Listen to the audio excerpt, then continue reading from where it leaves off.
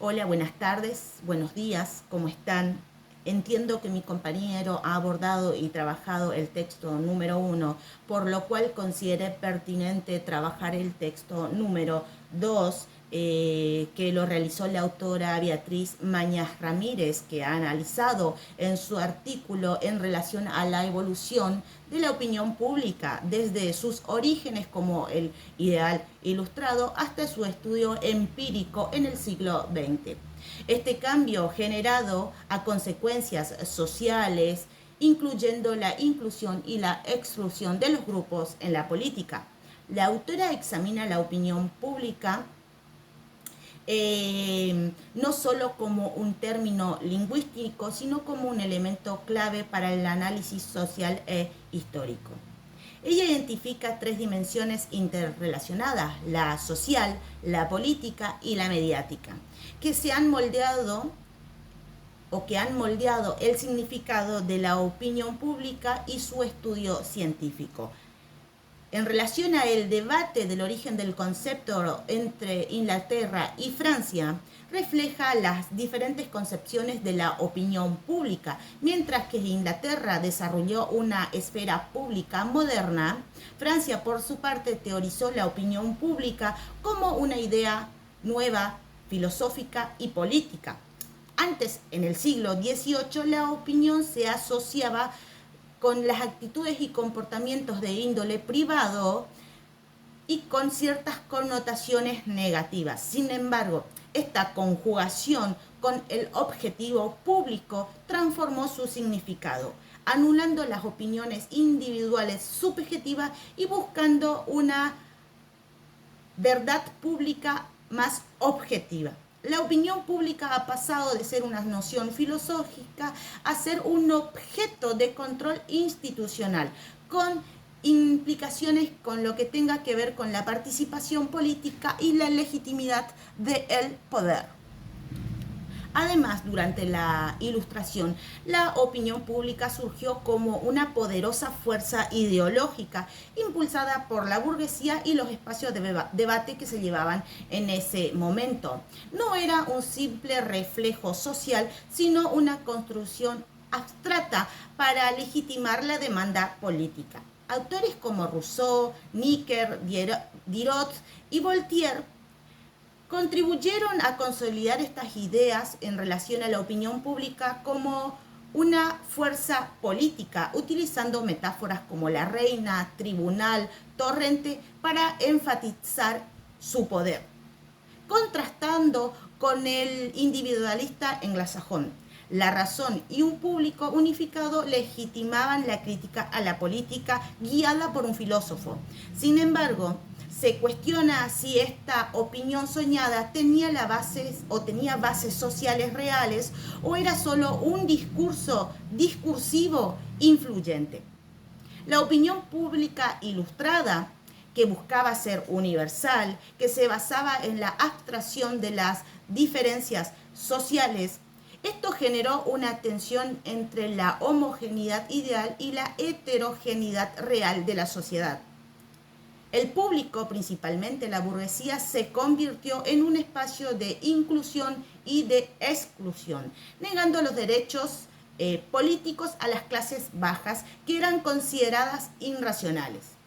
Esta visión, presente tanto en Francia como en España, van a ocultar la diversidad de opiniones y los conflictos sociales, creando de este modo un público soñado.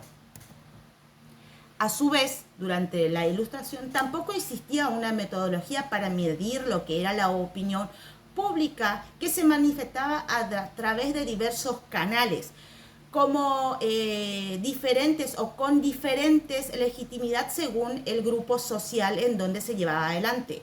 La élite, por ejemplo, la élite ilustrada, a través de las prensas, de los discursos, tenía o defendía la verdad de la opinión pública, excluyendo a las masas, cuyas expresiones eran informales a través de gritos, de rumores, de panfletos, ¿sí? Y estas eran reprimidas. La libertad de expresión estaba limitada por el lenguaje y las restricciones legales.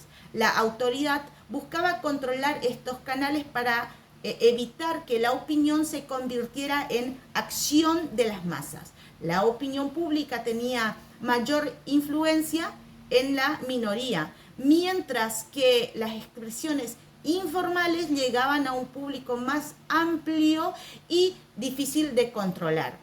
Durante la Ilustración, a pesar de la falta de un método sistemático para medir la opinión pública, las autoridades comenzaron a poner énfasis o a tener principal interés por registrar y controlar el sentir popular y el estado de los espíritus. Este interés marcó el inicio que lo que podría considerarse una forma temprana de investigación gubernamental con relación a la opinión. Además, con la instauración del sufragio universal masculino en el siglo XIX, transformó las masas en actores políticos claves. La sociedad urbana y los movimientos obreros impulsaron la extensión de este sufragio, generando de este modo preocupación por el control de las masas. La psicología social, por su parte, buscó comprender y controlar a las masas, que eran consideradas irracionales.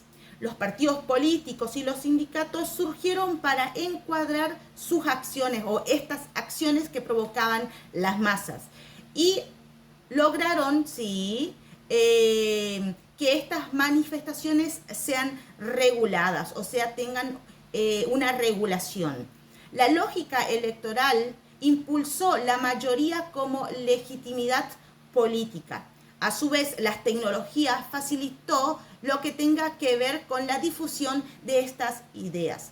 La opinión pública se volvió como una cuestión central, pero se veía también como algo manipulable.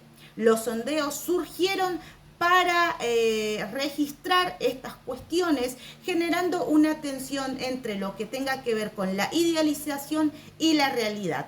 La democracia representativa lo que va a intentar es reconciliar el consenso y la pluralidad entre estos dos bandos. A modo de cierre, en relación a esta compleja evolución de lo que tenga que ver con la opinión pública desde su concepción como un ideal ilustrado hasta la transformación en un objeto de control institucional en la era de las masas, se ha visto cómo este concepto inicialmente estaba cargada de aspiraciones racionales y universales, se ha visto moldeado a través de las transiciones entre la homogeneidad abstracta y la heterogeneidad real de la sociedad. La transición del público ilustrado hasta las masas, que son electorales, La emergencia de los sondeos y lo que tenga que ver con la influencia de los medios de comunicación han redefinido constantemente su significado y su papel en la vida política. La opinión pública, lejos de ser una entidad estática, es un campo de batalla donde se libran luchas por lo que tenga que ver con la representación, con la legitimidad y el poder. Es un reflejo de las contradicciones y los cambios que atraviesan nuestra sociedad. Espero que le haya gustado. Muchísimas gracias.